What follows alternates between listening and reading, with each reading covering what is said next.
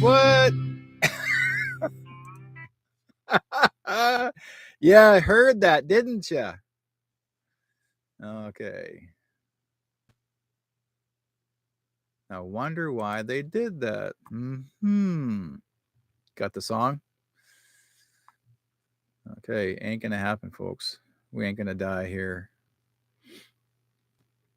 So, let's see what happens. If YouTube comes on again, go quick in the chat room.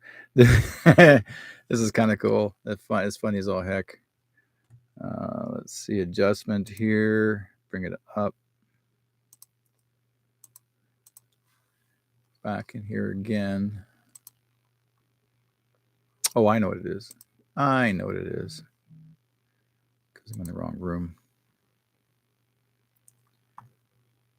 Okay. You should be able to hear me there, and I'll check and see if I'm live. I should be. It says I am. It says there's sound. Yeah, go in there and to YouTube and see if you find me, guys, because we'll see what happens. Keith will have to see and go back in there. I'll just see what I do here. Shares. Got it. Okay. We'll fix this. Yes. Copy. Done. So I'll go back into here again. And in this page, done. That should be in my Facebook.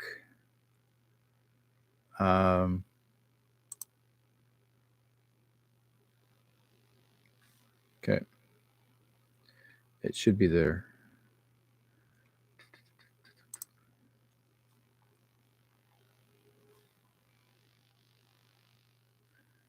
Yeah. That's done. I'll repair into this room. And that one there. That should work there. One more. Okay. Thank you guys for joining me on Facebook as well as should be YouTube. YouTube actually shut off my audio, but now I got it back. For some reason, sometimes I get notes from them in my email, and they'll say, "Oh, we don't like what you've done. We don't like your program." And that's what they do to play the game. So I'm going like, "Yeah, right, sure, let's see. I'm going to drop in inside the chat room here as well. There.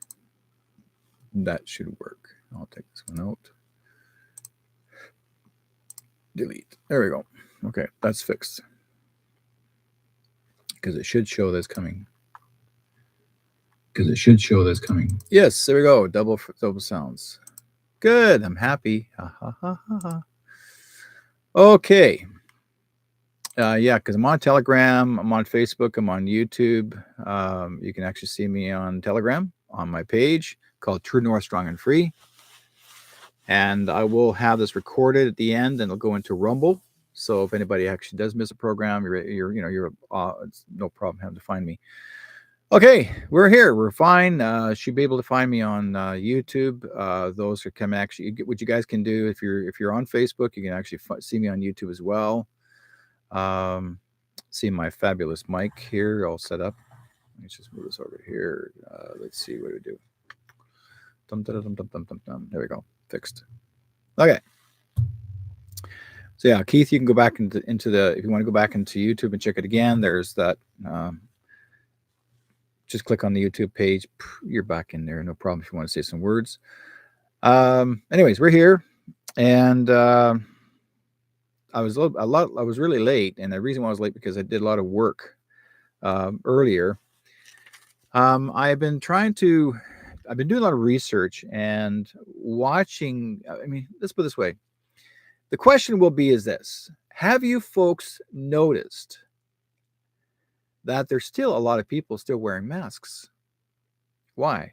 Why are people still running around, driving behind the wheel with their mask on still, or a mask full of people still in their car? All of the, I mean, their family members are all sitting together in masks, driving their car. I mean, we've already surpassed the C days, right? It's already done over 3 years. It's April, okay, and today's April the 20th, 2023.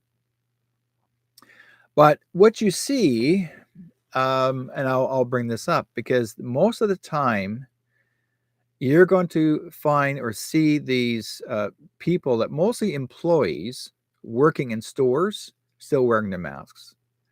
Now it is by choice. I mean, um, I asked the people in the stores. I mean, why are you still wearing the mask? And their answer is this: they are afraid that they're going to give someone else the big V, or they're afraid that person standing in front of them or close to them, they're going to get it. They're going to get the big C. And I said, why are you so paranoid? Are you paranoid still? Like I mean, it's over and we already know it's over. And yet, why are you still worried? They said to me that they're, through family and friends, but mostly family or people they know, they're still afraid that people are going to give them, or what if it happens again? Well, number one, other question I also asked them: how did you feel before this whole thing began? Let's say 2018. How did your body feel? How did you feel when you weren't wearing these masks? And their big response, and you should see their face light up, like, oh, it was great. Oh, I didn't have to worry about any of this. And I said, how did your life feel? Oh, I was just happy. Everything worked out. I mean, I was busy working and play with my family and friends. We were together. And I said, really? You were happy? Are you happy now? Well, sort of. Why aren't you happy? Well, we still have to prepare for the worst. And I was going like, why are you preparing for the worst? Who told you to prepare for the worst? Well, I mean, I've watched TV, and the health authorities said they're expecting another wave of it to happen, this possibly maybe summer or fall. So we're just going to be one step ahead of it. And I said, why are you believing this? Why are you believing what they tell you, or what they say on TV? Do you really want to believe that? I mean, just a question, just simple question. Do you really want to believe that? Well, I prefer not to talk about it because it really bothers me. And I said, well, let me tell you this. If it bothers you, then why are you wearing the mask? Are you feeling that you're in control, or are you feeling that you've lost control? Okay. This is what happened. I said, "Do you realize?" And I went back there and told her, and many of them actually, it was more. I was actually at Shoppers Drug Mart. I was at other stores. I was shopping today and a few other days, and I would see masks on their face. And the first thing I would say to them was, "How did you feel before you start wearing the masks? How was your life like before you start wearing those masks?" And their answer was, I felt wonderful. I was great. I was happy. I was healthy. I said, "Are you not healthy now?" "Well, yeah, but then why are you wearing a mask?" "Well, I have to. I should. I have to. It's because we need to." I said, "Do you know why you're wearing those masks?" "Well, because it protects us from getting this thing." And I said, "Are you sure? Are you absolutely sure?" "Well, science, they said it does." I said, "That's a piece of paper that's on your face.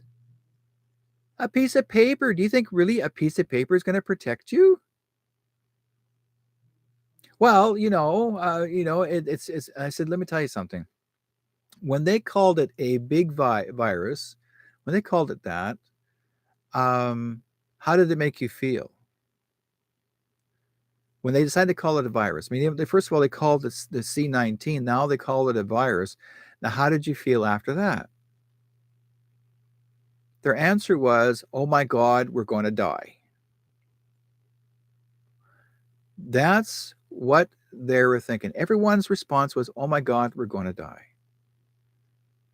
Or, oh my God, I hope no one dies.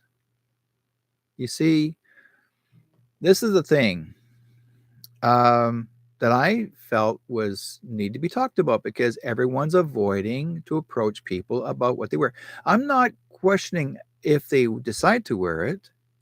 I'm questioning how they felt before they wore it and why they're still wearing it.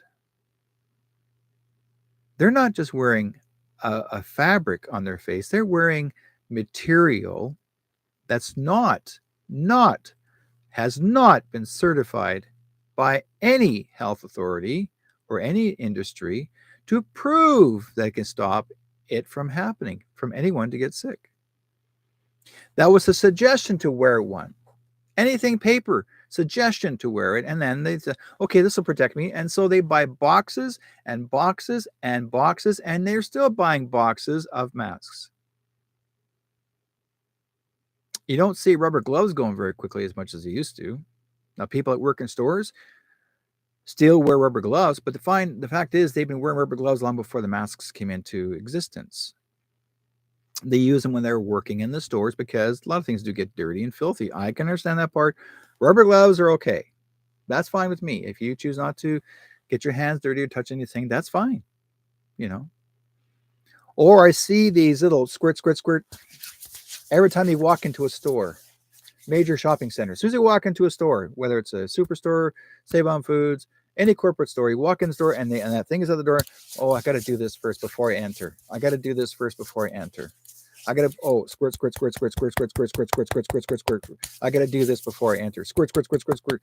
I've seen people literally, I'm telling you, 7, 8, 9, 10, 20 times. No word of a lie. Squirt, squirt, squirt, squirt, squirt. And that's all over their hands. They smell like they actually walked into an antiseptic factory.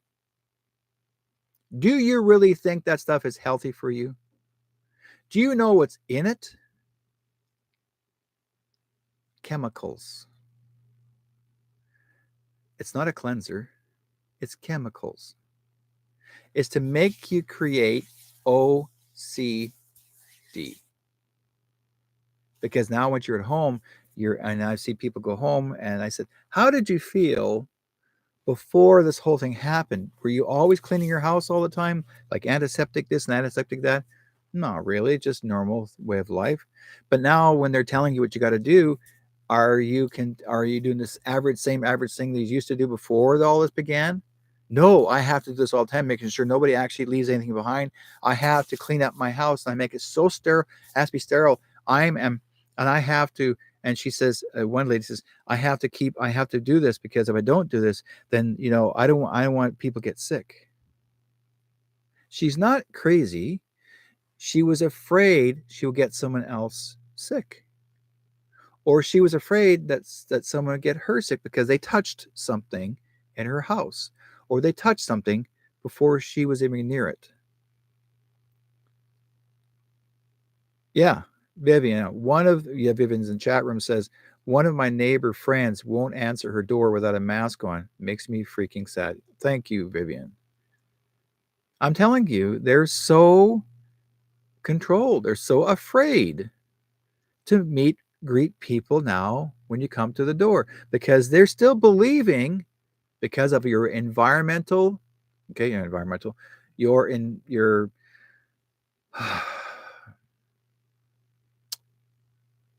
dumbass doctors. What they're doing is they've created so much fear when you go to a hospital. That's also a really bad one. When you go to the death building, when you walk in, all you see is masks everywhere. I mean, mask walking people as if we're right back to 2020. It looked like it were back in 2020. Everybody's wearing masks. Nobody and everybody cover up here. I had a lady that worked behind the counter. Sir, you have to put it on top of here. You can't walk down here. You have to be up here. Sir, sir, sir, sir, sir, sir, sir. And if you don't do that, sir, we'll call security and you'll be removed. This has happened today. These things happen today in hospitals and clinics. Still, here in British Columbia, here in Canada. Why are they so paranoid? And I said, why are you so paranoid about this? These pieces of paper. Hello, folks. Your environmental minister has no idea what to do. They have no answer. They're just told by a leader of the WEF, World Economic Forum, which is Klaus Schwab, saying, do this. Jawohl. That's exactly who you're following, folks. You are following a leader that does this. Think about it. You're still following what, and I will use that word, NAZI, are telling you what to do. Okay? Your followers, if you're still believing this is actually a serious sickness, it's not. Okay? According to the Black's medical book journals, these are the medical books back in 1984, the word COVID 19 says in there, cold flu. That's the meaning. Cold flu. Now, here's another one that I shocked her about. I pulled up my cell phone. I said, I can track you where you go. What? She says, I can track you where you go easily. Well, how can you track me? I said, well, let me turn on my Wi-Fi. Okay. Where did you get the jab in your arm? Well, this one. Okay. And I put my phone near her arm, turn on the Wi-Fi, do it again. It spun around. Pop. Here's your code. 2 or 3 digits of letters. The rest are long numbers. I said, that's you. I can track you now. I can track you on your personal health. I can find out everything about you. You've given up your rights to the government to track you. You can leave your cell phone at home. You don't have to take it with you. They know where you're going.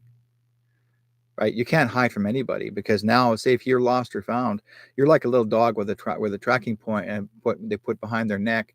And now, if you get lost, they can find you or whatever they want to do with you. Because in that little tracking piece that's popped in there when you have your first jab, that they can tell you and mess with your head through the computer, and you can have nightmares. They can psychologically make nightmares in these little jabs that you've taken. Freaked her out, and she was wearing a mask behind the counter, sales counter. And I said to her, I said the same thing. I said to her, "Why are you wearing those masks?" I said, "How did you feel before these masks came into existence? How did you feel?" She said, "Fantastic. I had a wonderful day, a wonderful life, and how many kids you got?" She goes, 3. Is married? Yes. Happy life? Yes. How's your life now with your husband and your kids? It's hard, she says. It's really hard. I said, financially or just emotionally, mentally, after this all came into existence? She said, emotionally. She tries to keep her kids uplifted and her husband to makes it feel good, help her make the kids and family feel good, even they're wearing the mask. I said, do you wear your mask when you're at home? No. Are your kids wearing a mask when you're at home? No. Are the kids wearing masks when they go to school? They used to.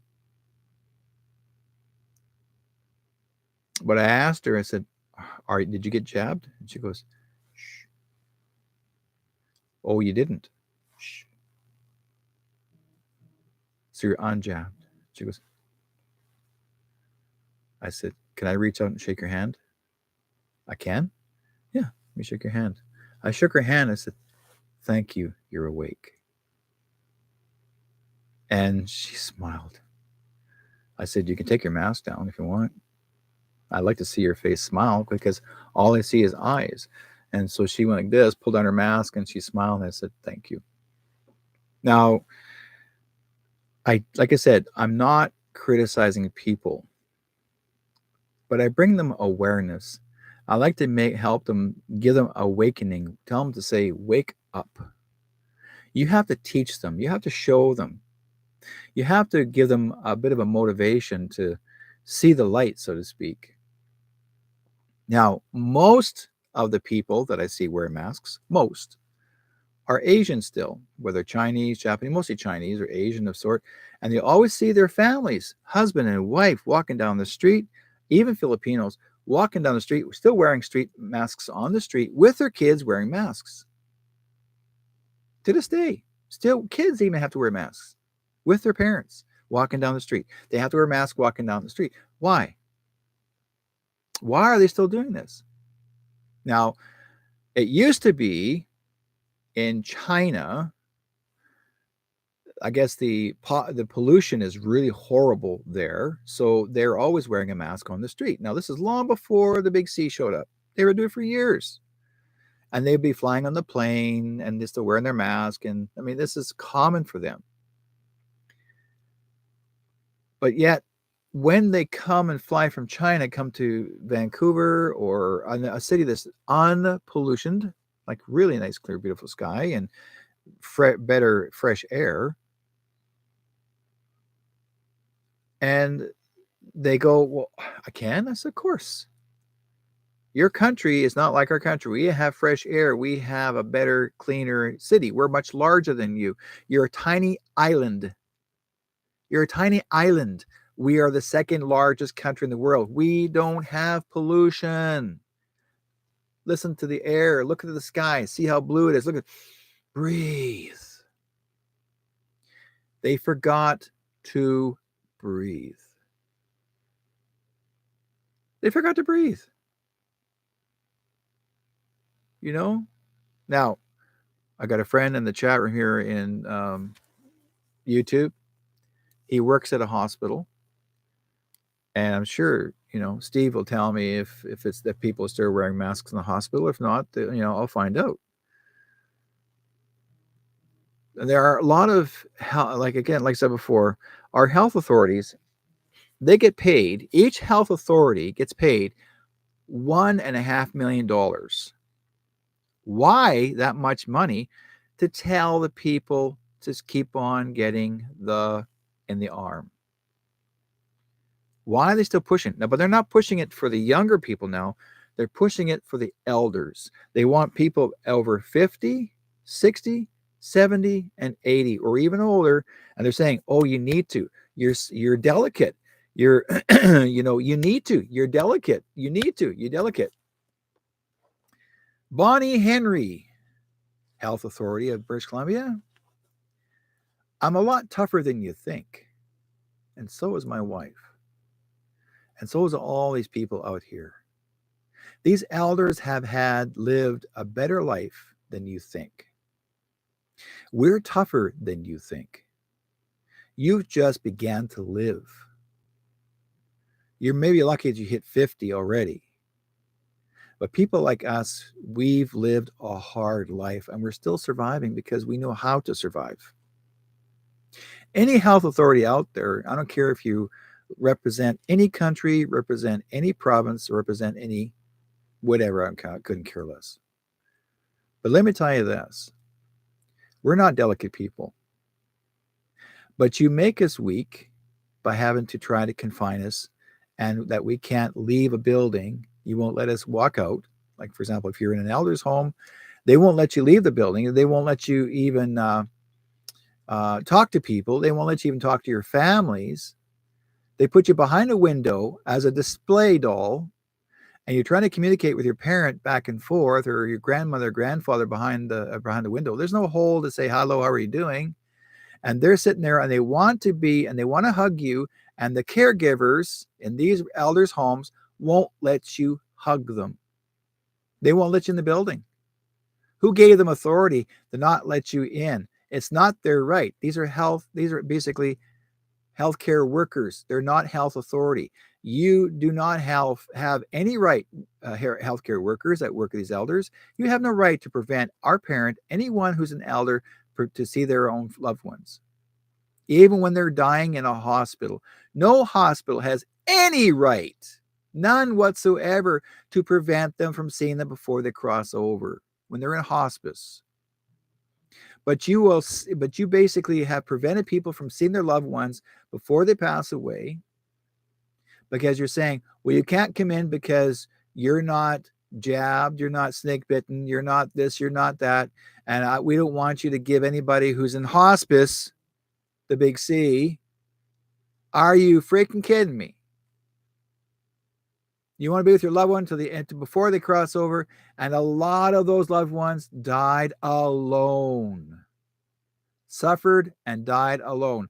And who did it?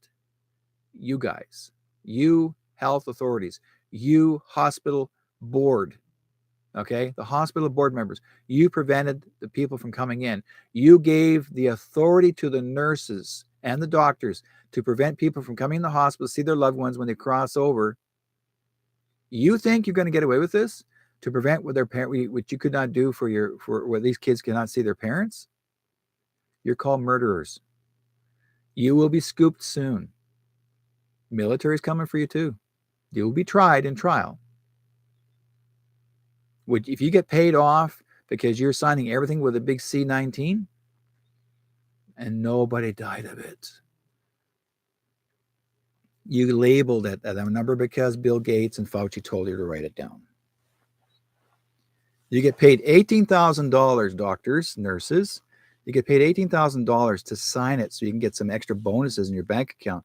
Well, have fun with it, because you better use it very, very, very fast, because by the time you're done, by the end of this year, and I will say this is my big heads up to you guys. They're coming for you. All those who feel bad about others that you could not prevent it, and those are awake, and there are a lot of caregivers, nurses, and doctors that are awake and did not want to see this happen. You won't be bothered. You will be praised for as much as you possibly can. They won't come and get you. But the ones that took the money and got away with it, you're done. Board directors, hospital directors, your history. You're gone. There will be no hospitals, because eventually they're going to be shutting them all down. Around probably sometime next year, they're gone. And no more masks, none. The only masks that are to be worn in a hospital, it would be the nurse and the doctor when there's surgery.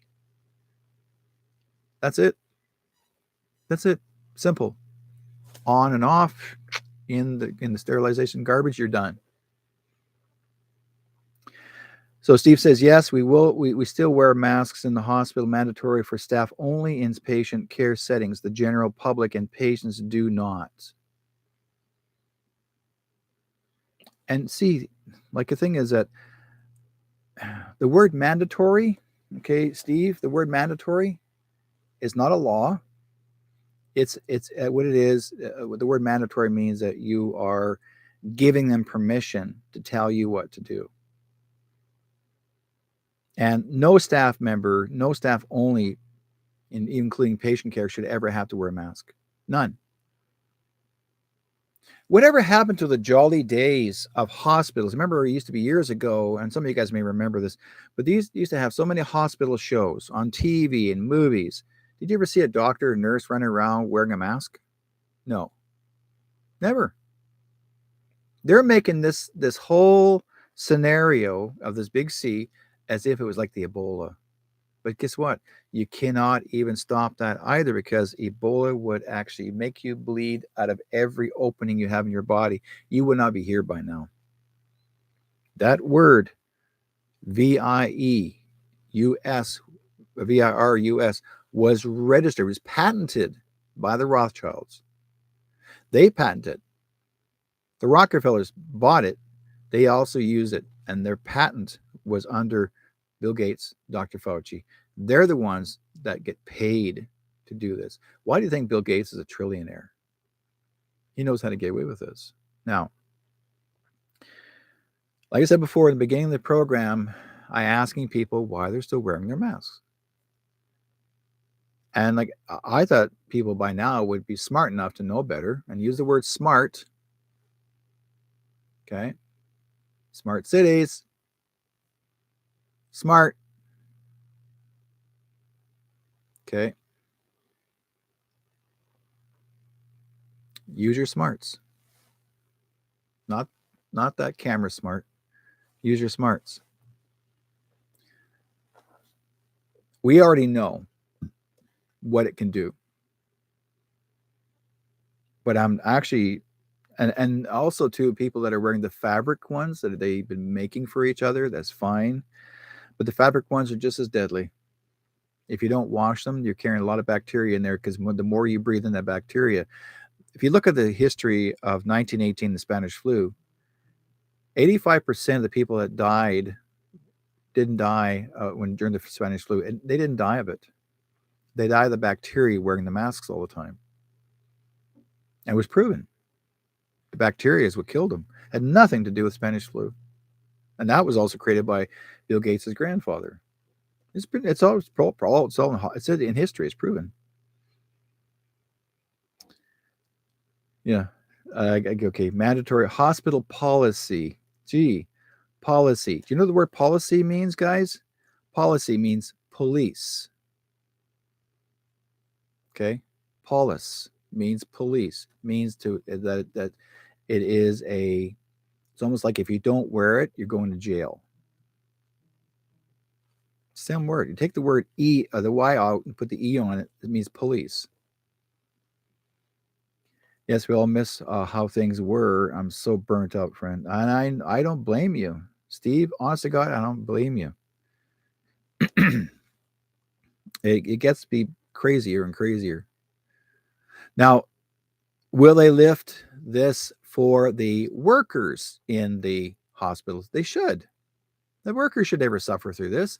I mean, the thing is, if you're employed, if they're going to lift it for the patients coming in, that they don't have to wear masks, but they're making it the workers still have to wear them? No, it should be a volunteered idea. If you want to volunteer, so keep on wearing it, that's fine. Okay, that's fine. If you want to volunteer to keep on wearing your face diaper, but it's your choice.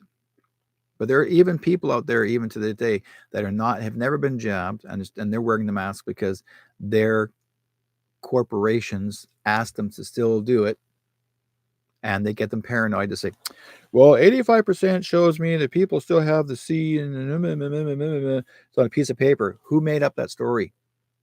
The offices. We don't want nobody sick here because we don't want our employees to die in front of us on the floor. Never happened. Ever. People create rumors, and they're good at it. No one has ever died on the floor.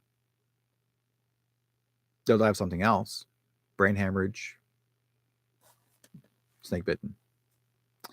Blood clots, snake bitten. Heart attack, snake bitten. After the jab, snake bitten. Right? So what does that tell you? Well, it tells you that people need to be a little more awake. Awake. Gee, awake. There's a word for you. Awake. And awake. If you look at people that have already passed away, they do a 3-day wake for you to honor you. Awake. Gee, they're there for 3 days with you on that table watching the body on the table after he or she has crossed over. Awake. That means you feel dead inside. Gee, that makes sense too. I feel dead inside. I'm not awake, or I'm not there with awake.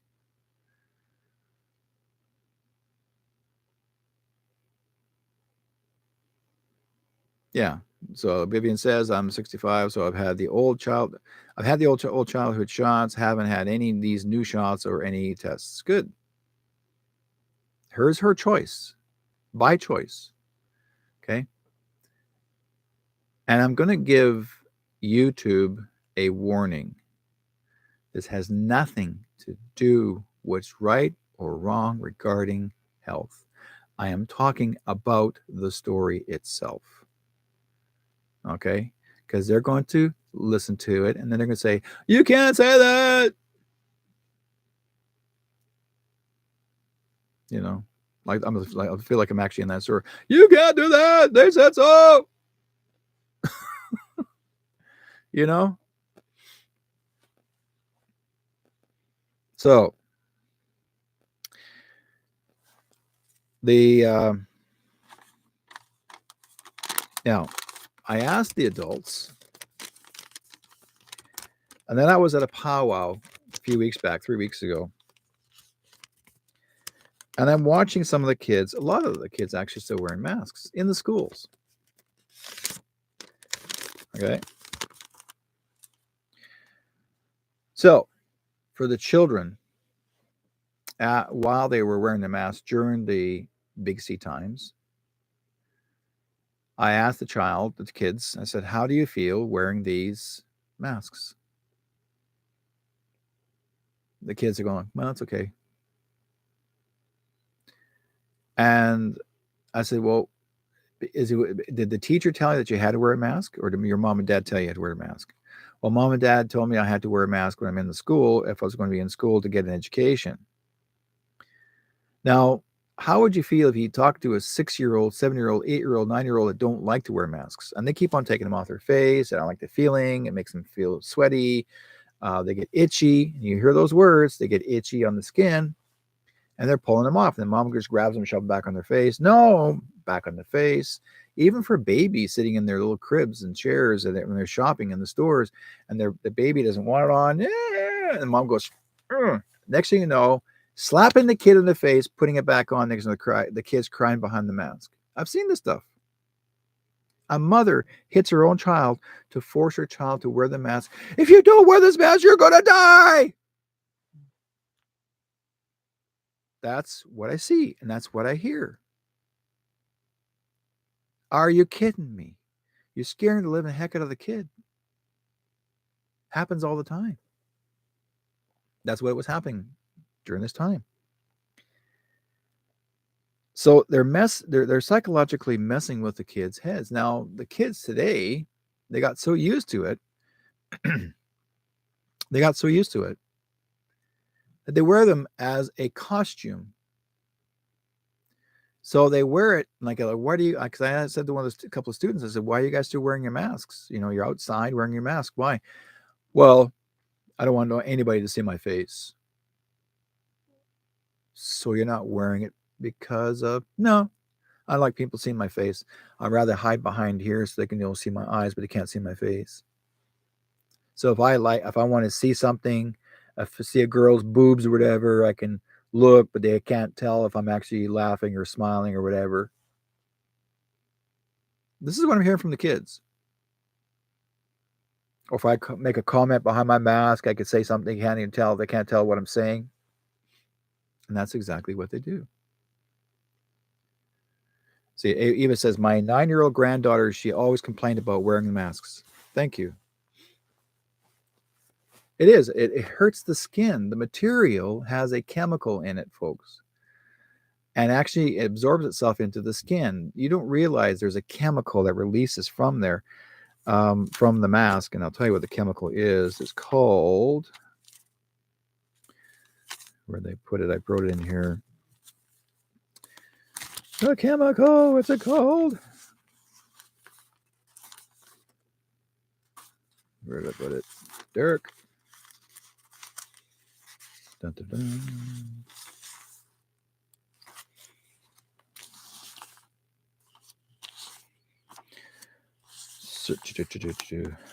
Where'd you put it, Derrick? Let me forget the name of the chemical. But they that's one of the chemicals they use to manufacture the mask. Oh, I think I maybe not used it. I didn't pull it out. No, I didn't pull it out. I must have left it in the my booklet. Anyways, The certain chemical that's used,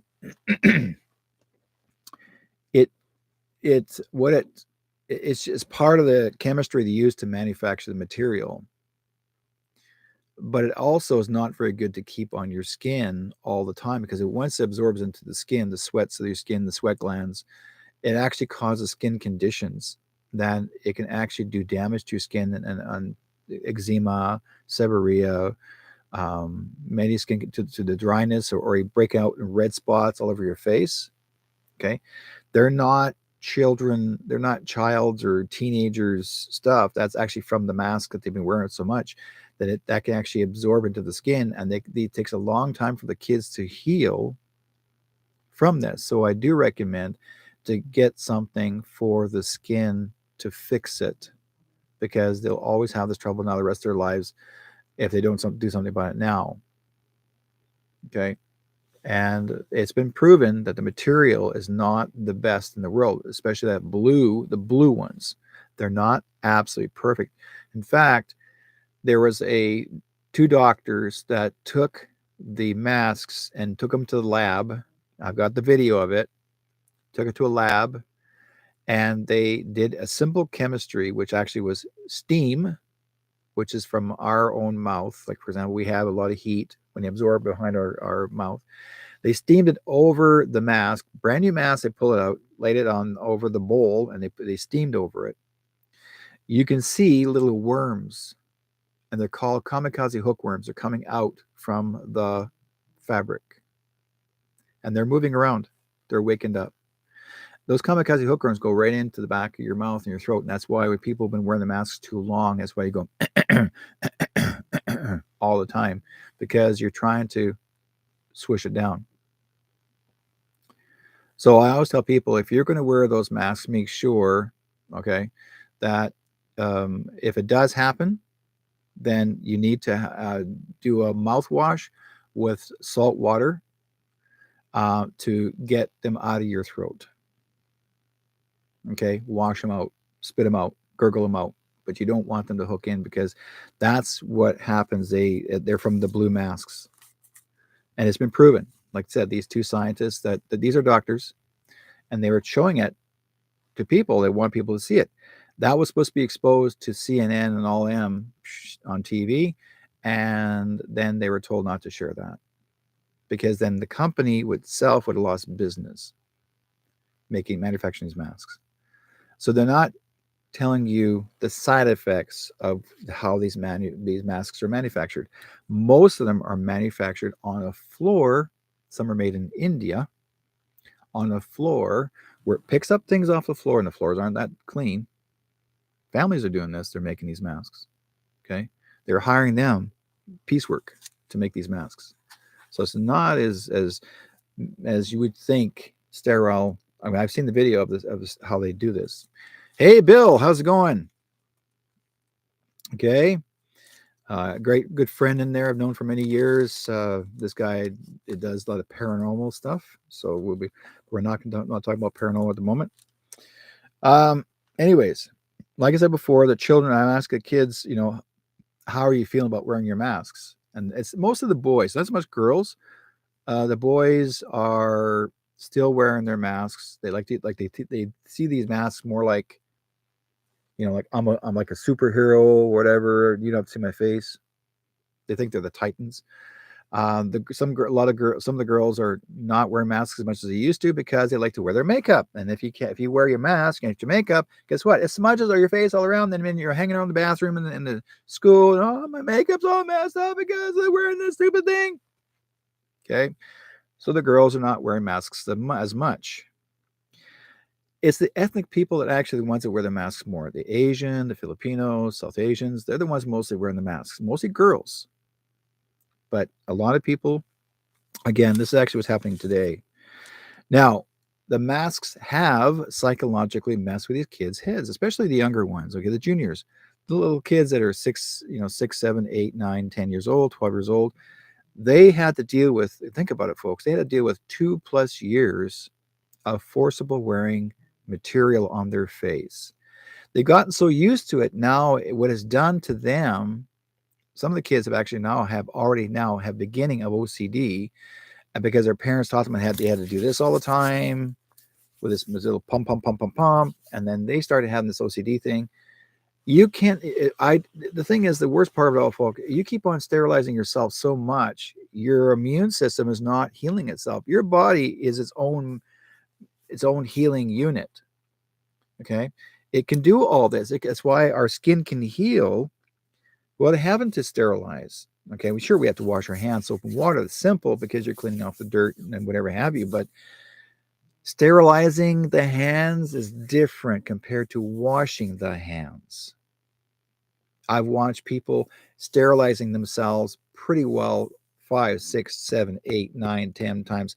OCDs have already done this bing, bing, bing, and they pump, pump, pump, pump, and they keep on doing it to the point that, like I said, they look like walking, and you could smell them walking away. Like they're so, and some of these, there's nothing written on the bottle what's in it. Oh, it says alcohol. No, it's not made of alcohol. It's made of a chemical. These are poured from a industrial vat to put them in the jars. So there was a time, 2020, and it happened in one of the major corporate stores, shopping stores. They hired a bunch of people to basically sterilize all the shopping carts. Well, the children were sitting on top of the shopping carts on the seats. The mother puts a kid on the seat. The they're walking into the store. All of a sudden, the child's going, ah, ah, and they're grabbing herself and her legs, and she's not. And then she goes, I'm burning, and it goes, mommy. She's telling her kid, shh, quiet, I'm burning. So actually, she pulled the kid off the cart. The back of her legs now are completely red, and it came from the chemicals that they were using to sterilize the carts. The same pump that's used, or same materials that's used to sterilize your hands on the pumps at the door. Now, you tell me, why are they using the same stuff on the carts, and the child is sitting on there? That child got her legs burned from that chemical. Their skin is more delicate than ours. Okay? Because we have tougher skin. Their skin is so delicate, they're burning. Now that little girl and little children have these burning scars because it doesn't always entirely go away. Okay, so, and yes, true, yeah, and they also grew up with lifelong PTSD, because it begins all the paranoia, and who places the paranoia into the children? It's not the media first. It's the parent, the guardian, and the teachers. They put that into the child. They label it into them. Okay? So they wanted you to forget, and I will say this, they wanted you to forget all what happened in the past, all this locking down and face masking and the whole 9 yards and the jab. Now they want you to worry about child manipulation or child sex change. They're focused on a new thing. It's called distraction. Well, I'm not going to go there on that one, because not at this time. I don't want to go there because there's so many people right now out there. Even Trudeau passed a bill. Why has our prime minister passed a bill that's illegal to even talk about it? Okay, even talk about it. And if we say anything negative about it, what we don't like about our children being sex changed, forcible sex change, not by the parents' advice, a teacher in school. The teacher has more authority to take your child from you and have a sex change without you, the parent, having that right. He passed the law, and you didn't even know it. And that's what they're doing right now. And it happened during the lockdown, where there was a little girl, I told you this before, a little young girl, 13 years old, tomboy girl. So she likes playing baseball, tough as nails, like her dad. She looked up her father. Her father was the coolest guy in the world. Her father was her dad, and he was the coolest guy.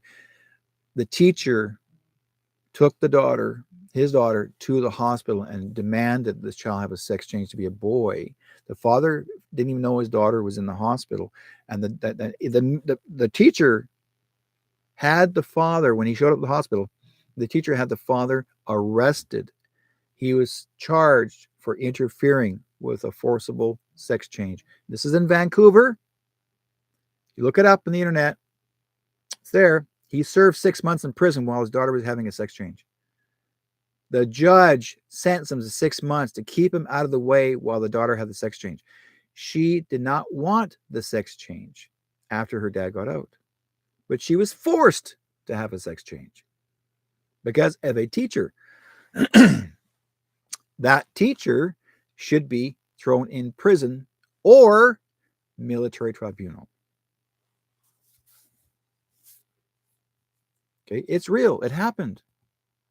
And it's happened to other little girls, not boys as much, mostly little girls. In the States, mostly boys.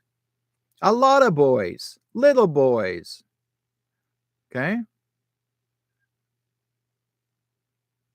This is why our government gets away with this stuff, and you guys are letting them. Whenever I tell somebody, when you go to protect your child, don't go don't go in there alone. Take your family with you. Stop the bullcrap. What school? In Vancouver. I'm not sure what school it was. In Vancouver, Blair. Look in the newspaper. You'll see father arrested to prevent his child from being forcible sex change. You'll see it. It happened about a year and a half ago. When you put it up, I would say replay, put that back into on our Telegram page, wherever you want to place it up there, you'll see it. People didn't even pay attention to that one at the time because we were always focused on protesting to stop all this jabbing from happening at the same time. So they shoved the father aside, not worrying about him. Now, when this later on, a year later, now it's a big thing. You see what I mean? It's called distraction to keep the father's story out of the way. They silenced the story. They wouldn't let the public even talk about it. Okay. And they didn't want any more people to even mention it. So that's what happened. So basically, what we're needing to do, folks, we need to we need to find out from the kids, the children, how are you feeling about not wearing your mask anymore? Are you feeling better and relieved, or are you feeling you still need to wear it? Okay. But let the child make that decision, him or her, let them make their own decision. And if they say, well, why do you want to wear the mask? Is because what I told you, what they told me to say to you, make sure if you want to take that off the child's face, make sure they don't become dependent upon that piece of material. That's not what's important. That's not what they need to do. They need to start to feel that breath of fresh air that we breathe. God gave us the breath of life, not the mask of death. You understand? And that's exactly what they're doing. Okay.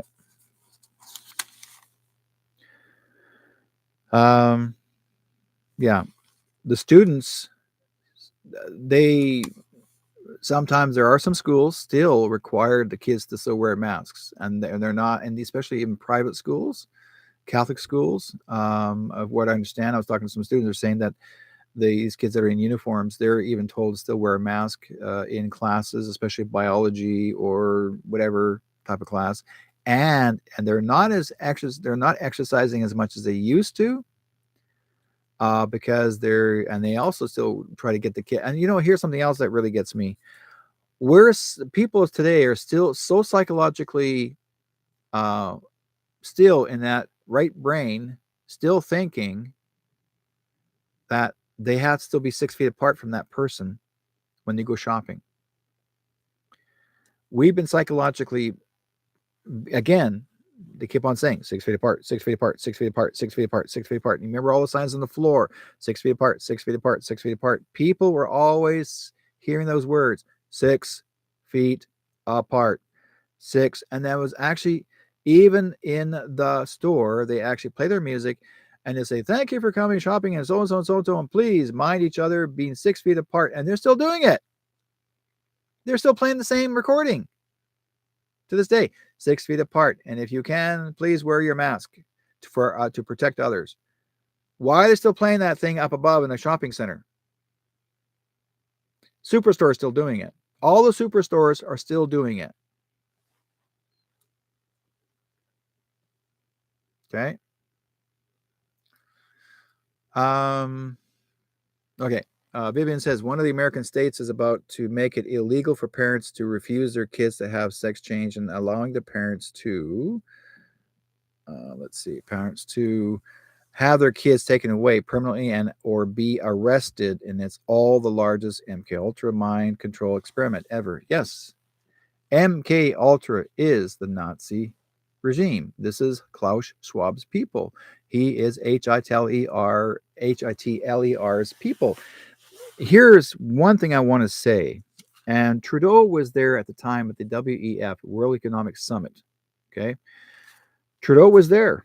And when Klaus Schwab introduced him, you got to listen to the words that Klaus Schwab said. Okay. And I'm going to repeat this. I'm going to share this with you guys. Please listen to that video. If you haven't seen the video, I do have it up on my Telegram page. And here's what Klaus Schwab said. Okay. He said Klaus Schwab said that he was so happy that Prime Minister Trudeau was strongly supporting the WEF, strongly supporting the New World Order. Okay. And where are we here? I write things down. Here it goes.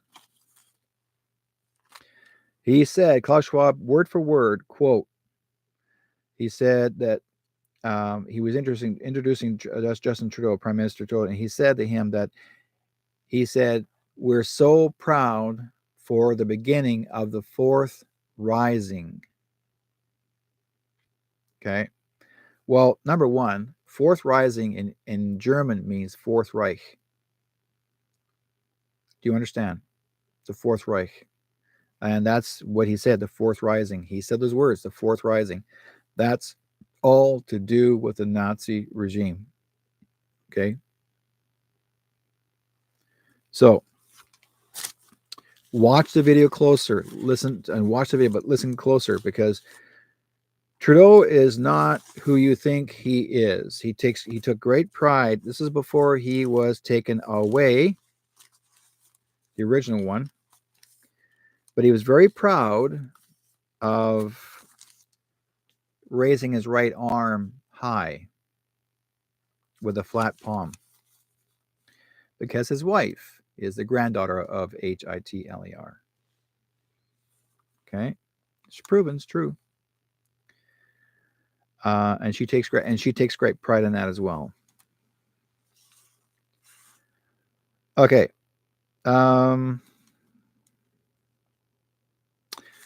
Yeah, I did ask the people about how they felt about their health before the Big C. And they said they felt great. Absolutely fantastic. And I said, today, are you still wearing your mask? Or are you still fearful of getting the Big C? And are you still deathly afraid, thinking it's going to come back to you? And some of them said, two ladies, they're kind of cool. The two ladies said, no, we're not stupid anymore. We're not taking that crap anymore. Enough is enough. We're not falling for it. The elderly that work, the people that are my age, they're working in some of the stores or volunteers, they're still wearing the masks, and they say, well, It's better to wear this and then to be safe, better safe than sorry. And I looked at them and said, well, were you safe before you start wearing the mask? Definitely. Were you healthy before you wore the mask? Definitely. Okay, how are you feeling now? Not so great. Why? Because I have to wear this mask. And I said, well, did you get the snake bite? And it said in different words. Well, of course I did. So you're not feeling right? No. I said, how did you feel after you got the first one? And he said, my arm hurt. Every one of them all said, my arm hurt. Doesn't that give you a little bit of indicator that your arm hurt? It's not a side effect. It's more than a side effect. Okay. Did you get a second one? Yes. How'd you feel since then? Worse. Okay. So I explained to him what it does and what it is. We already know that. And I explained to him why. I said, did you get a third one? No. I said, don't. Because the third one will kill you. And for your age, you would not be here long enough. And if you want to be here with your grandkids, don't do it. Now, but I also gave him some advice how to fix it, to get it out of his system. So I told him what he needed to do. I can't, I can't say this to you on this film because I'm on YouTube. But there are great things that can be used to help it better, to get you feeling better. So, moving on. I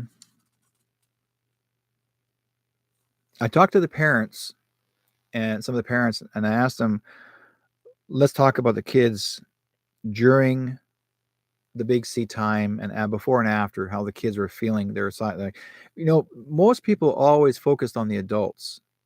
No one ever spoke about the kids, the children, how they felt during the big COVID times. I will say this word, the big COVID times. When it happened, how are the children feeling? How it affected them, psychologically, emotionally, mentally, all that.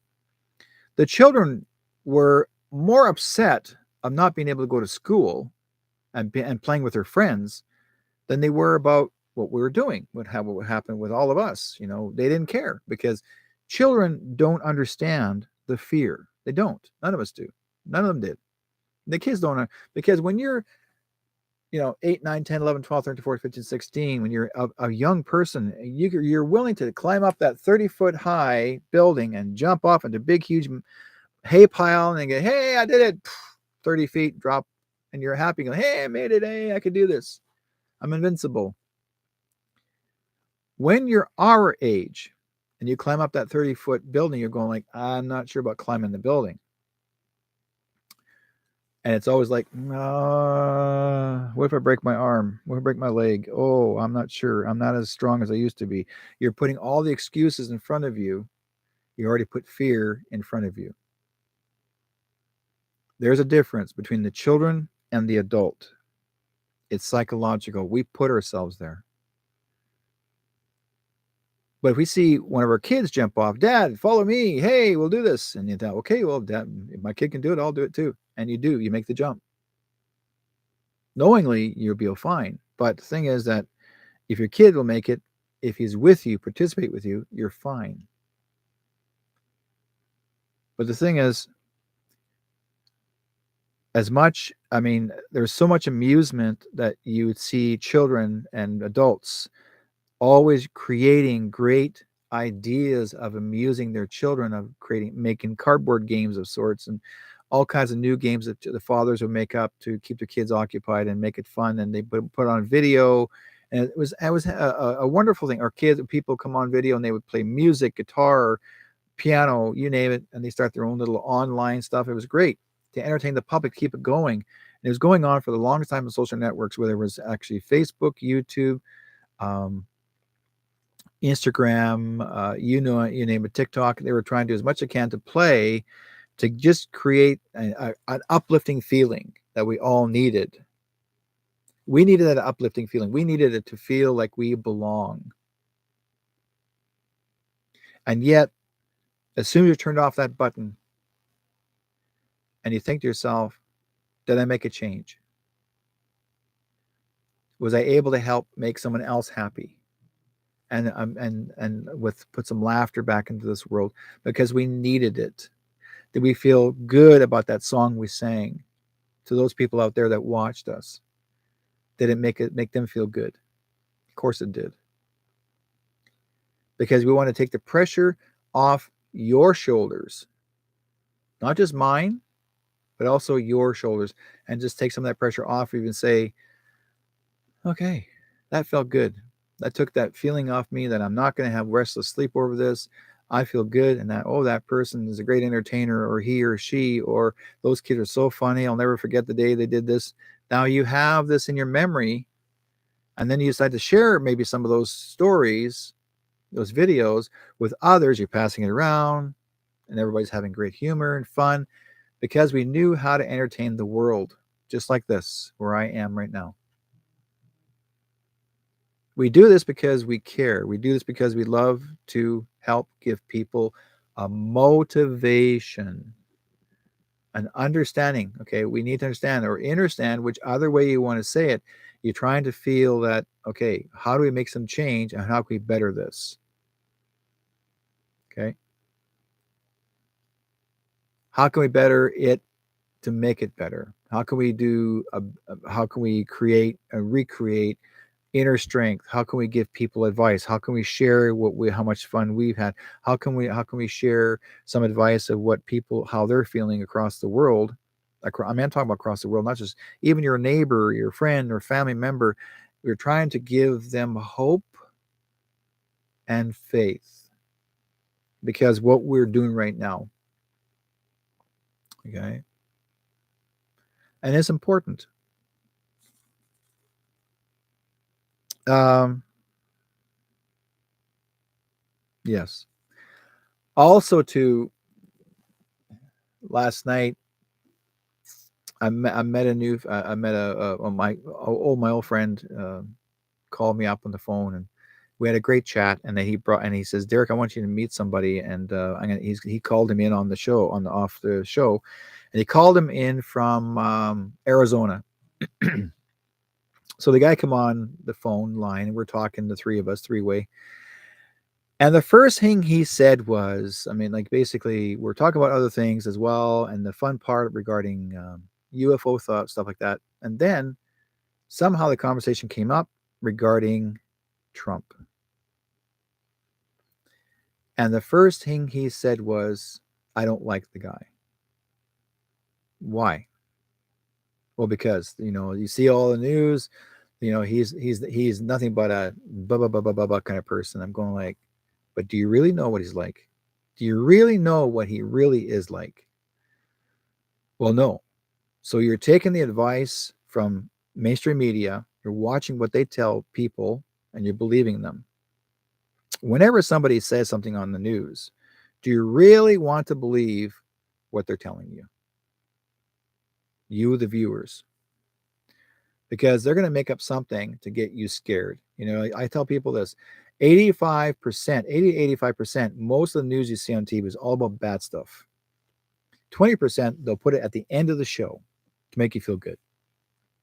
It's always about bad stuff across the world. Always. Even in a newspaper, same way. You take a newspaper, open it up, and you turn to every page.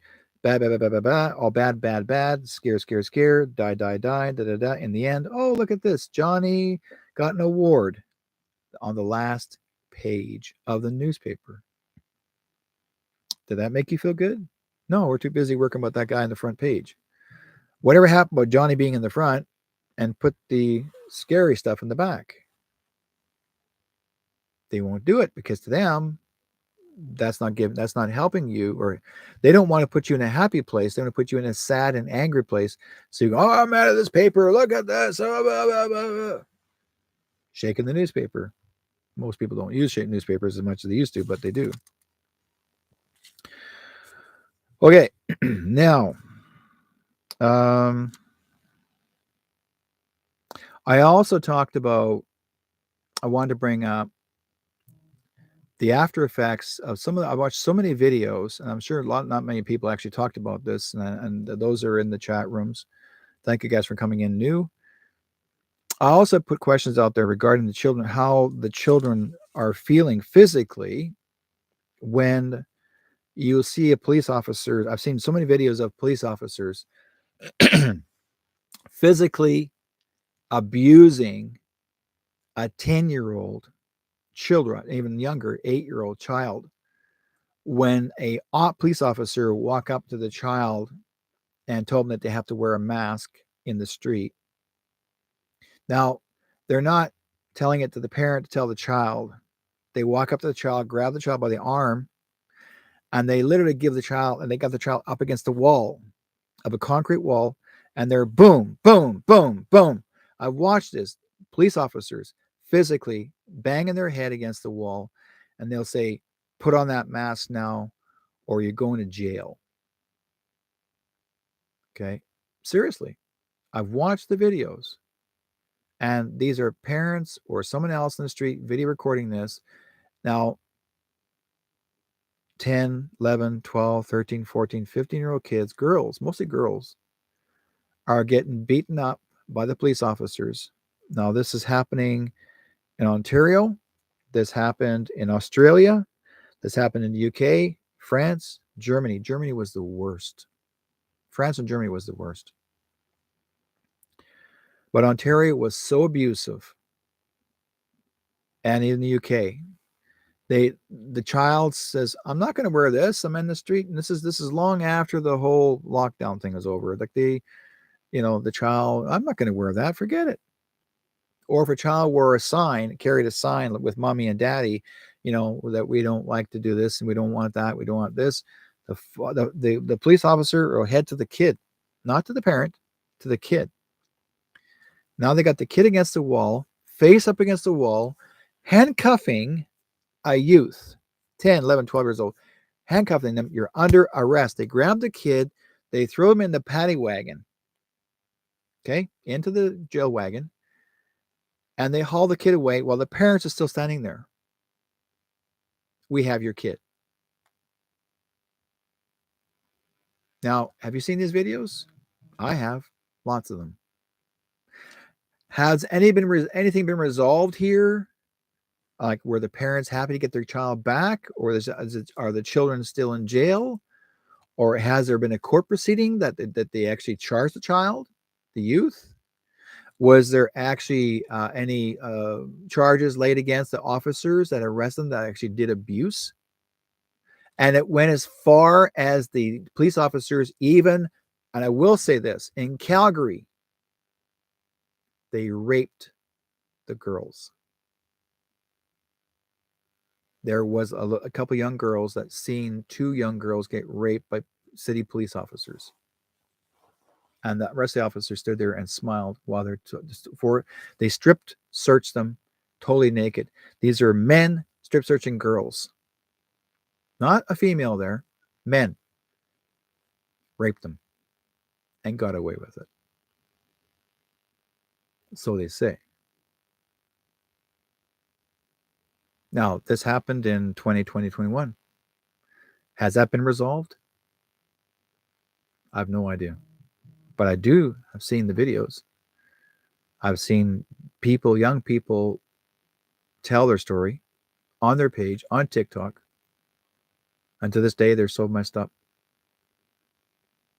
I've seen it on Instagram. And if anybody actually shares any of these kind of stories, what does Instagram and TikTok do? Ban them. They won't let them even share their story. They say, oh, that's inappropriate. Can't do that. Telling the truth about what happened to you physically, what you went through physically, and the cops got away with it? Are you kidding me? All because the kids were not either supposed to they were told to wear a mask by a police officer, or they were not allowed to carry these signs, whether they're protesting or saying that they don't believe in a certain thing that happened, whatever. The fact is, the kids did not cause any harm to the community,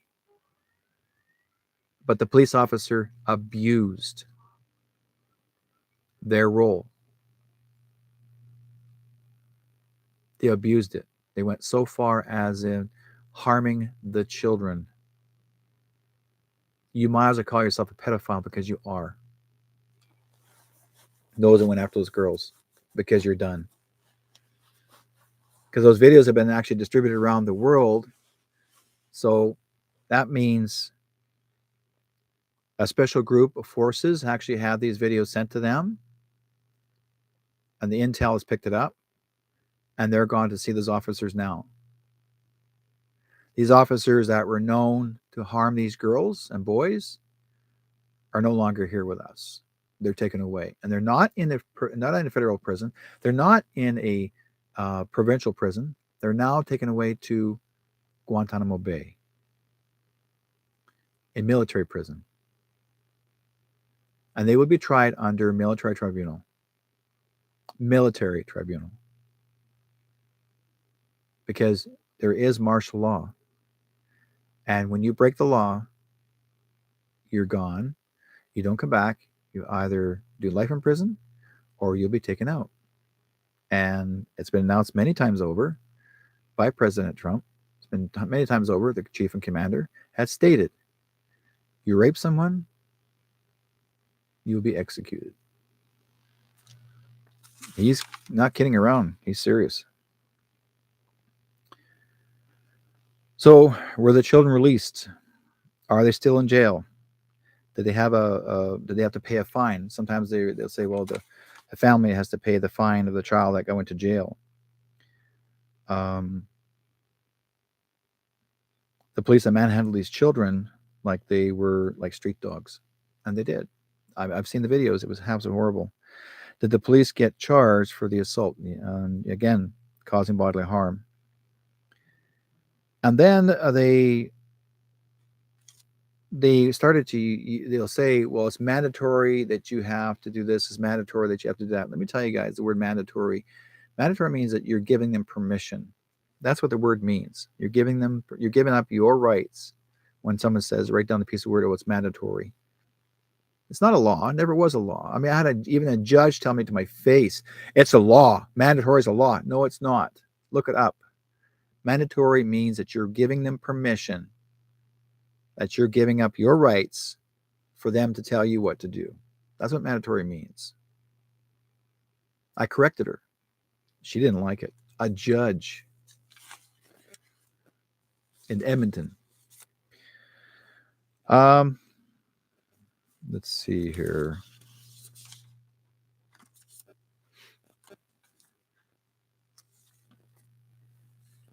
What's next here?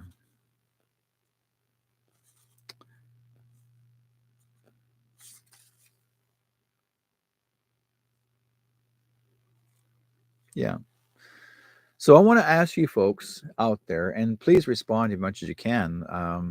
And I ask, I mean, here's a great idea. If you ask people that you meet on the street or people that are, those are my listeners, and those of you who are just new in the chat room, thank you for joining us.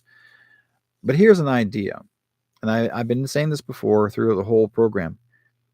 And like I said before, today I asked people how they felt about their health before the big C and then after. Well, I'm saying not just how your health is, but how you felt in your life. Were you happy before you start wearing the mask? Okay. Or are you still fearful that it may return and you think you need to wear a mask all the time still? But still, share this with all your listeners and your viewers, your friends, family, people you know. Just pass it on. Ask them. When you're on the street somewhere or you're shopping somewhere and you see someone wearing a mask, and say, what was your life like before you wore that mask? Because you're not really saying anything to them, saying it's not right to wear the mask, or say it's not good to wear a mask, or say, what were you feeling? How was your life? What was your life like before you wore that mask? And they're going to answer you. They're going to say, it was great, fantastic, but how are you feeling now since you're wearing the mask? Because they're not going to equal it, say, well, I'm feeling better. They're going to say, well, I'm not sure about my life right now. Because that mask, you realize, folks, that mask is a symbol of constraint. Okay? That mask is a symbol of compliance.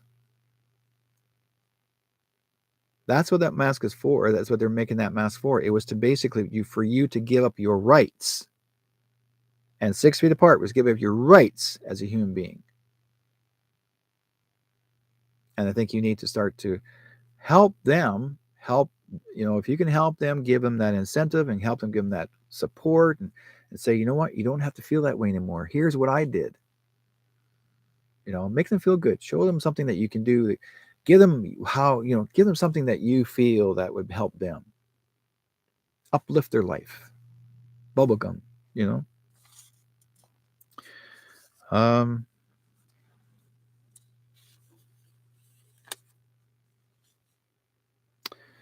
Brazil had started as the first country that actually in the world to criminalize the people of refusing the big V.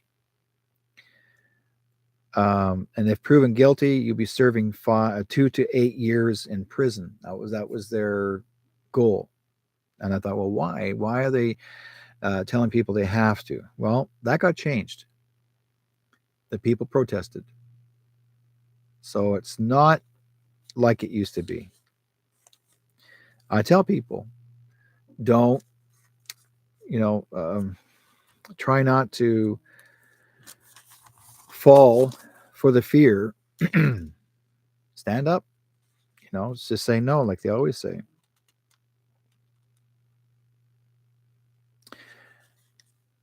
And I will say the word Adolf's people of the WEF, Adolf's people of the WEF, World Economic Forum, are trying to enforce camps, which they call the 15-minute cities, which is the smart cities, okay, S.M.A.R.T. And which is all to do with Nazi control. They again, you may not think that you're feeling it, but it's coming. And it already had started here in Surrey. In Vancouver, there are physical signs on the street right now as we speak. There's someone that I know that photographed the signs, the street signs that the city has placed out there already, that it had said, smart city neighborhood, smart city, smart city. That basically they've already begun it, and then wait till they start putting the railings up. Like basically they'll put pylons in there that these are physical hard ass pylons that you can only enter if you belong in that neighborhood. If you don't belong in that neighborhood, you're not allowed to enter. It's already happening in Vancouver. That's why they got rid of the homeless people off the street, because they want to control all of downtown. So you see, if you got homeless people in the street or houseless people in the street, then that means that it's not considered their place to be. And that's why the mayor Chang, or whatever his name is, he's a Chinese guy, the new mayor that was elected in, I forgot his name suddenly. He made sure that all the people illegally was removed off the streets.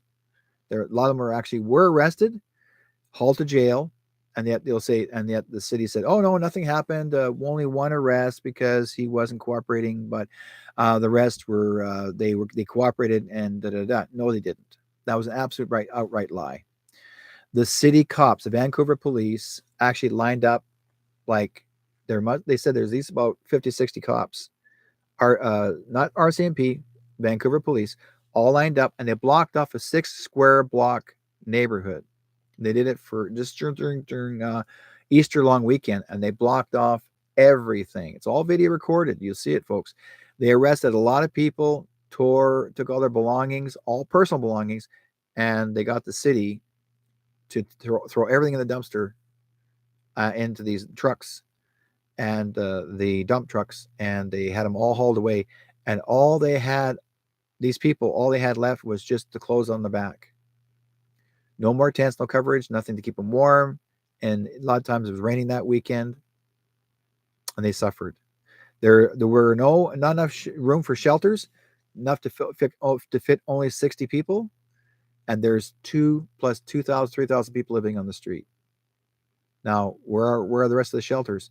Those shelters the buildings that they were supposed to occupy, okay, that were their homes, they were hotels that were signed by the previous premier, Gordon Campbell, and that was a guaranteed gift from the city, and that was to give 3 hotels that would fit as many, well over 3,000 people. Each room was yours. You pay a co-op rating, and that where you live the rest of your life. That got changed. China came in, okay, not living here, came from their country, came in and bought the buildings, so bought them from the city, and took them. Kicked out the people that lived in there, raised the rent, kicked them out. Now, most of these buildings that were promised to them that were actually already taken down or burnt down. And they said, oh, one building burned down because of a candle was burning and they burnt the building down. And so we had to tear the building down. And people did die in there. One person died, not because of the fire. One person died of smoke inhalation. Another person died when the building came down and crushed her and killed her. And she was standing outside the building where she lived in that very same room with her nephew, who actually, he did not die. He jumped out of the window 6-8 stories and fell on his feet, broke all his ankles. So he ended up in the hospital having surgery. Meantime, his auntie was dead, and she took care of him. So, again, what does that tell you? Carelessness. Did the city care about that because he jumped out of the... And no, the city didn't care because he was indigenous. He was a native person. They said, whatever. He'll survive. And they totally ignored him. I have a good friend. Okay, she went down there with her daughter and other people in the community, and they did a ceremony to honor her auntie. And they hung an Iroquois flag and flowers, and to honor the loss of her loved ones there, the people that lost their lives there. Did the city do anything about it? No, they totally ignored the editorial. The news media were there only once. Very brief. But did they take responsibility? People who actually owned the building, they did not say much. They just said no comment. So again, irresponsibility. The building wasn't fragile, but they're making sure the building had to come down because they had plans for that building. Anytime, and then we had, before that, there was a Valley Village that burnt down very quickly. Within a matter of a few weeks, there were buildings burning down in Vancouver. A lot of them.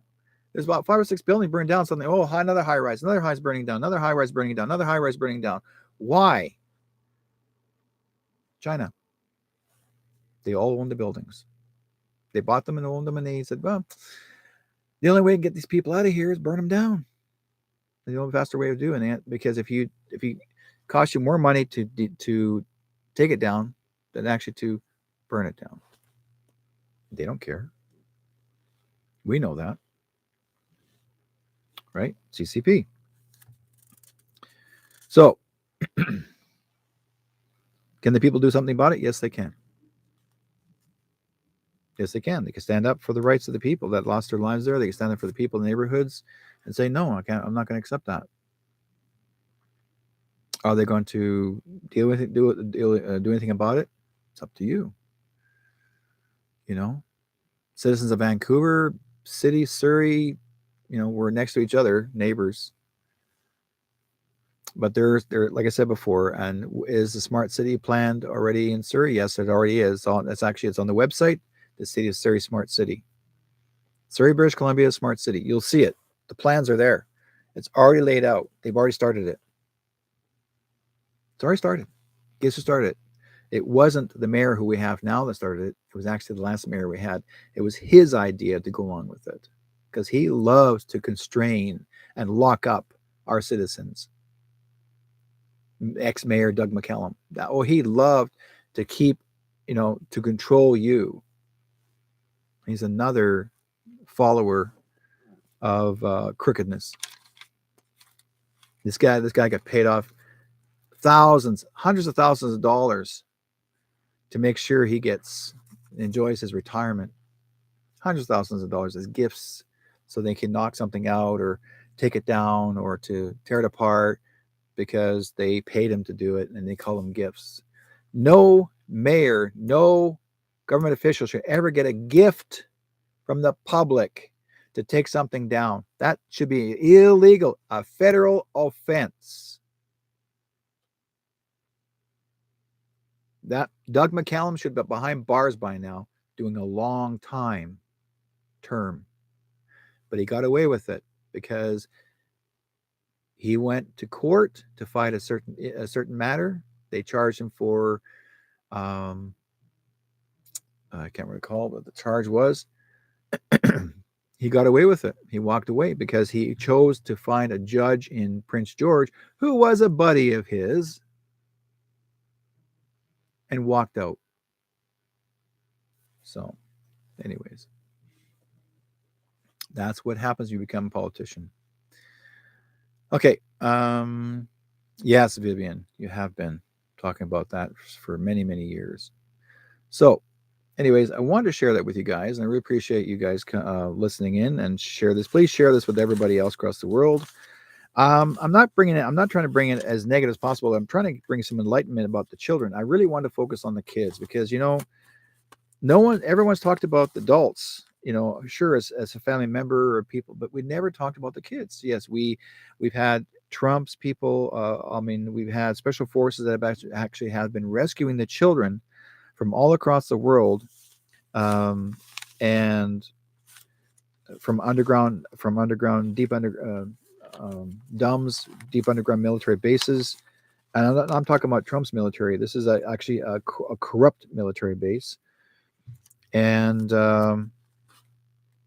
there were hundreds of thousands of children that were rescued. This is all human trafficking, folks. This is child human trafficking. This is all kids that were taken away. That were, again, that's a story in itself. Just one of those. It'll be another hour before I talk about that one. While I talk about that one, but I wanted to make it important that we need to see how the kids are feeling today. Are they happy that everything's back into? Are they happy with their lives now? And if the kids are still wearing the masks, why? Ask them, why are you still wearing your mask? Is that a costume still? Are you hiding behind this? I've actually seen a lot of homeless people now wearing masks, and the reason why they're wearing them because they don't want to see their faces. Not saying all homeless people, but some people who like to steal wear the mask so they can't be seen on the camera, because and they've never been jabbed. Okay, they've never been snake bitten, so they just wear the mask and you can't catch me, ha ha ha ha, and that's that sort of thing. So I remember when they started telling us we had to wear masks going into the bank. You weren't allowed to wear sunglasses and masks. Sorry, you weren't allowed to wear a hat and sunglasses if you're going to the bank. Okay, but during the lockdown, people were still wearing a hat, sunglasses, and wearing a mask, and the bank did nothing about it. I mean, seriously, folks, this was an ongoing thing because people wear sunglasses, but not these are the glasses they were wearing are prescription glasses. Like you walk in the building, they go dark. You walk outside, they go clear. And yet they're telling them they couldn't wear those going into the bank. Well, that's bullcrap. In other words, you got to take off your hat. No, I'm not going to take my hat off for you. Forget it. You know who I am. Well, we have to because the camera is on you. Well, we already know who you are, so why would make a big deal about it? But again, that's what they were doing. Anyways, if you guys want to find me, I'm actually on Telegram. And my page is called True North Strong and Free. Also, you can find me on Rumble. I'm on there as too. This program, after it's recorded, actually will be on Rumble. Share that, share. Please like and share. Please, same thing on YouTube. You actually see my program here on YouTube. You see, please like and share. Pass it around. Bang on the bell. That sort of thing. Okay. This is not a moneymaker for me because people ask me, "Oh, you're making money on this?" No, I'm not. Never have. I do this voluntarily because I believe in justice, and I'm always wanting to give people a lot of motivation about their lives. That's my job as a counselor. I've been doing it for many years, and I'm still doing it to this day and to the end of my days. And I'm here for a lot more years yet. I'm not done. So, okay. Yes, and also too, what else am I missing? Forgetting. Nothing more. I guess I would say, like, be prepared for the smart cities, folks. They're slowly going to make you start to give up your digital money or give up your cash money. Keep on keeping your cash, because your cash cannot be refused. There are stores today here in especially on the island, are refusing cash already with stores. They cannot refuse your cash. Your cash is legal tender. It's far more legal tender legally than your digital money, because your digital money has no legal tender. Did you know that? Your digital money has no legal tender. That means that if you're doing a transaction on the internet, what happens in between the internet and your bank? You're taking your chance of losing your money, because anybody can hack it and you're screwed on the way through. This way here, if you're using your cash, you're tendering it and you said, okay, I'm leaving cash. Now, if the store refuses your cash, you say, well, guess what? You can't refuse my cash. It's illegal. It's a federal offense. You cannot refuse my cash. I'm giving you, if the item adds up to $50, you take that $50 bill, you lay it on the table, you take your groceries, see you, bye. If they try to stop you at the door and saying that you're stealing, no, I'm not. I left my legal tender there. That is legal. No officer, no security officer has any say whatsoever to hold you, prevent you from leaving. You now are the owner of those items. Okay? If he tries to stop you, that means that he's committing a crime, assault. He's committing a crime preventing you from leaving. That is illegal. That's illegal constraint. That means that he himself could be charged. You can charge a security officer, and he can be placed in prison for 6 months. Look up the law. Okay? Because it used to be a couple years ago, before this whole big C ever happened, if anybody was caught stealing, they let them steal, because their insurance covers it anyway. What Walmart's doing now is playing the pretend hero game, and say, well, you didn't do what we're telling you to do, and we're not accepting your cash. You can't. It's illegal. Walmart is American owned. Okay, they're not Canadian. They're American owned. Walmart is part of a corporation. Walmart also is part of a pedophile organization as well. Walmart will be shutting down very soon. They're collapsing Walmart completely. They're turning all the Walmarts into prisons.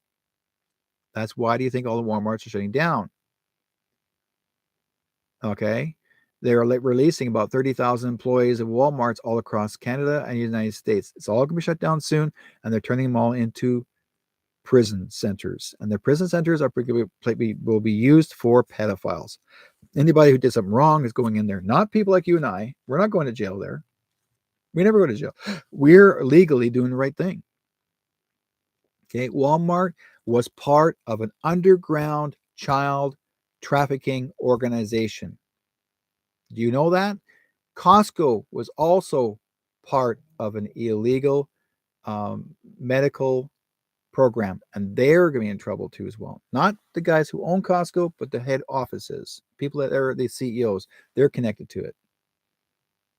You're going to hear a lot of things that I've got photographs.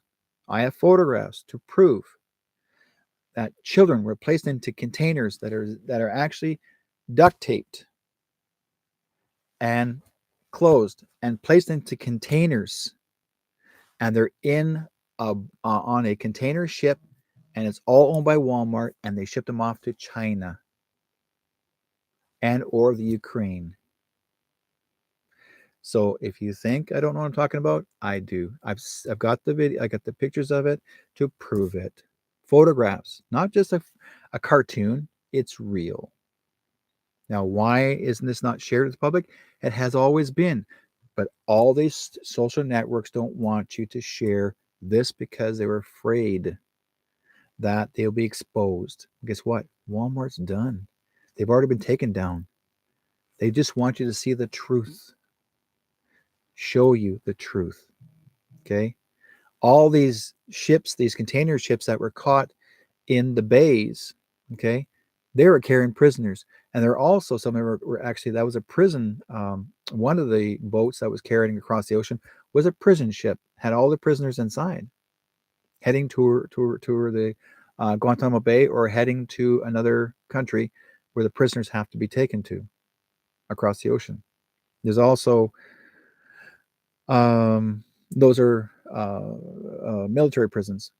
They're hauling them off. There's so many things that are going on right now that you guys are not told, because the mainstream media is told by Justin Trudeau, and he's actually admitted it. It's on video. He said, "I paid $650 million, our tax dollars, to keep CBC, their mouth shut."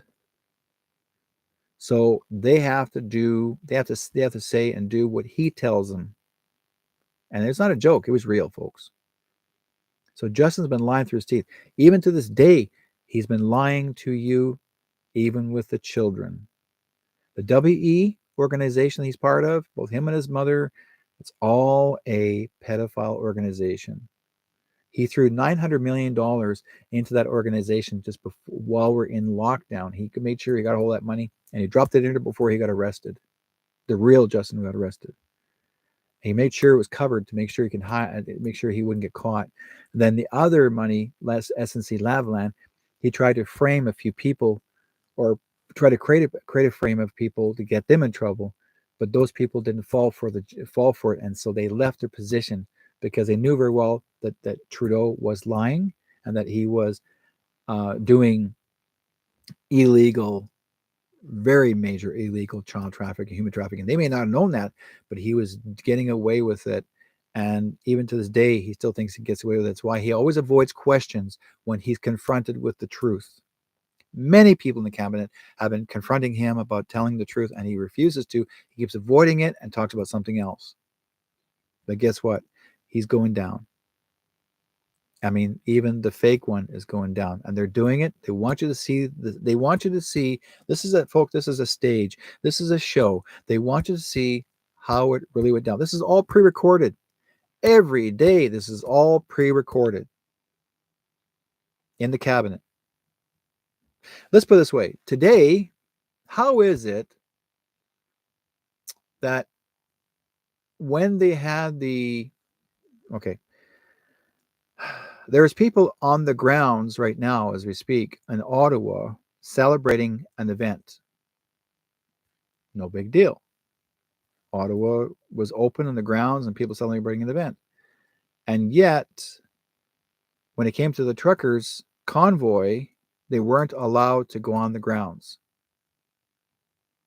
Just last week, they weren't allowed to even walk on the grounds. But yet, this week, other groups of people with another group of people that are walking on the Ottawa grounds are allowed to do that. Who gave them permission? It had nothing to do with the convoy. You see? They know who's spreading the butter and making it look good. Watch carefully. They're always being distracted. I hear people say, "Oh, I can't get on the Ottawa grounds because we this and we're trying to get our freedom." And then those group of people showed up today or yesterday, and they're out there celebrating on the Ottawa grounds, and no one's making a big deal about it. Gee, I wonder why. It has nothing to do with the convoy. Your freedom. It's all to do with something else. They're trying to make you to focus on one other project. Watch carefully. Watch, and I will say this: keep your eyes open. Watch and listen carefully in Ottawa.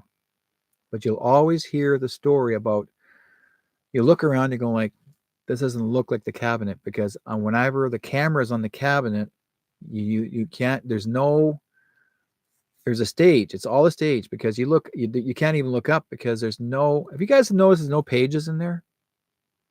Not one page on the floor. Have you noticed there's no page? No pages? There's normally about 3 or 4 pages on the floor in cabinet. Not one page. They would stand there with their gloves on next to the guys and the fellows by the bench. There's no pages. Why are there no pages? And they've been there for years. Because you have to see the truth. You have to see what the true Canadian cabinet has done. They're showing you the items that are missing. You don't see the balcony up above. There's no balcony. The camera's facing you at the cabinet, they used to have the camera facing the whole group, plus the balcony. You can watch from above. There's no balcony. It's a studio. You guys get it? It's a studio, like Hollywood, because the whole cabinet is not in the real Ottawa building. They're actually elsewhere. And all these cabinet ministers are told to go there to do what they have to do. It's all pre-recorded. So anybody's watching it and they're recording this show and that show and that show, and they're sharing it amongst the YouTube. It's not the real cabinet. It's not even there. It's all pre-staged. So, yeah. Okay, so this afternoon, my pharmacy asked me twice if I want to pay with my debit card. I said cash for as long as I can. They laugh because they know I'm right. Yes, because they know. They know. You see? Thank you, Vivian. They know. They know when the digitals begin. I've noticed there's more polls, entry polls being set up at some of these some of these superstores, like superstores right now. All these new entrance pieces are being set up. Okay. They didn't have those before. They used to be wide open. You walk right in. You walk right in. Now they have these little gates that open. Okay. 3 gates. But it has these little ball thing on top, and all you do is once you hook it up there, then you can't get in unless you have this to walk in, and it has to see your face. It's going to go on there. It has to see your face plus your snake bitten card. Okay. If you don't have a snake bitten card, you can't come and shop. That's what they're trying to do. They're making sure that you digital. Now, I was at Superstore, I'm sorry, Save on Foods. Their door is wide open because Dave, who owns the corporation, does not capitulate with the company for what they're doing, what the government they're doing. He will not capitulate. He's not giving in. He says, no, the people need to be free. He knows. He's not stupid. He's not dumb. So, like watch carefully, but we need to support the mom pop businesses. Absolutely important. The mom pop businesses are far more important than these corporations.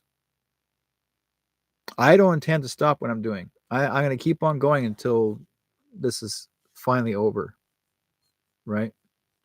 And it will be finally over. I mean, but I will say this too before I forget. May the 4th be with you. May the 4th be with you. Watch for May the 4th. Listen carefully. Watch carefully. May the 4th. Okay? There's something important that you guys need to be aware of. May the 4th. Okay? Use that. Put the marker on your calendar. It's coming up. If you have not been on Telegram before, please join. Download the app. Find me in there at capital W Whiteskycloud. Okay. You'll find me, my page, True North Strong and Free, which is capitalized in letters, and join it. You get all the information what's going on. People like to share, like, subscribe, and please do that. Share it with everybody as much as you possibly can. I love having you guys sending me stuff to the Telegram page, where you like say Vivian, all them, whatever you guys are dropping in, drop it in. Like anything information you find is important, drop it in. It's difficult for anything to do with Facebook to drop in there because Facebook will not allow them to open the file from Telegram. For some reason, as soon as I touch it, it goes blank. No, won't not accept it. They will not accept anything from Facebook be placed in Telegram because they're enemies. Okay? I've tried it. Now, if you're able to take the video or picture that's from the Facebook and see if you can transcribe it, you can actually take a video, and I will show you guys how to do this. There's a page, a website, okay? It'll say fdown.net, fdown, DOWN.net. You go to the page called fdown.net, take the video, copyright the link, drop it in that page on fdown.link, and it'll actually take the video and they'll make it into a video for you. It'll go to your downloads in your computer. Okay. Then you can take that video that you've made, and then you actually have copied it from your computer, and then you can drop it into Telegram or other pages. Now it's your video that you're changing. See, it's basically Facebook itself that's preventing people from actually receiving items. Pictures are fine, but the videos they won't let you because they are the enemy. Telegram and Facebook don't get along with each other because Telegram is free speech. Facebook is not. They give you just some speech, but not everything. Okay, I'll just give you guys a bit of heads up on that one because I meant to say that before, but I want to say it now because I've been noticing a lot of people that do depend on Facebook, and they get a lot of reviews and a lot of things they want to share, and they're going like, "Oh, how come it's not coming up here? All you're getting is just this part here, and you want to click on that. As soon as I click on it, it won't let me back into Facebook because it says no, can't see this. Are you kidding me? No, because I'm going back from Telegram to Facebook, and they hate Telegram. They just have a major disliking. Okay, I think we're pretty good for this week. I think I'll just call it a night. Thank you guys for being on this program. I really appreciate you guys for joining in.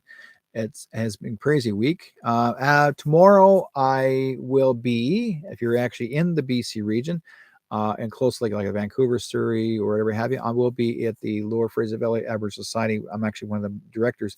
There's actually an Indigenous craft show there in the area. It's on my other page, my other Derrick Whiteskycloud page.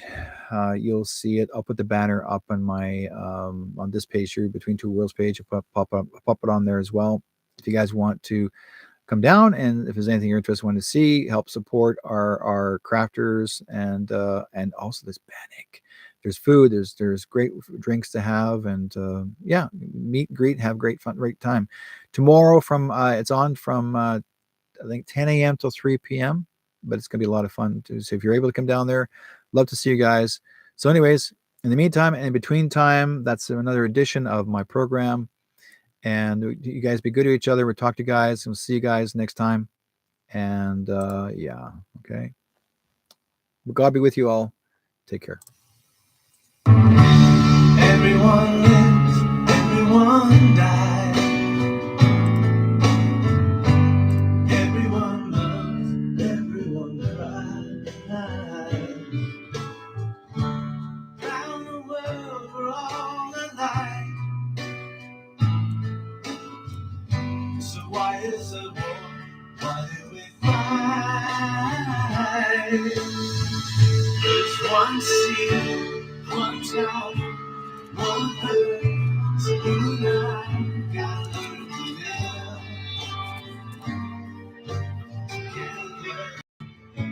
When one hurts, when one needs, we all need, gotta learn to live together. Peace, make peace, make peace,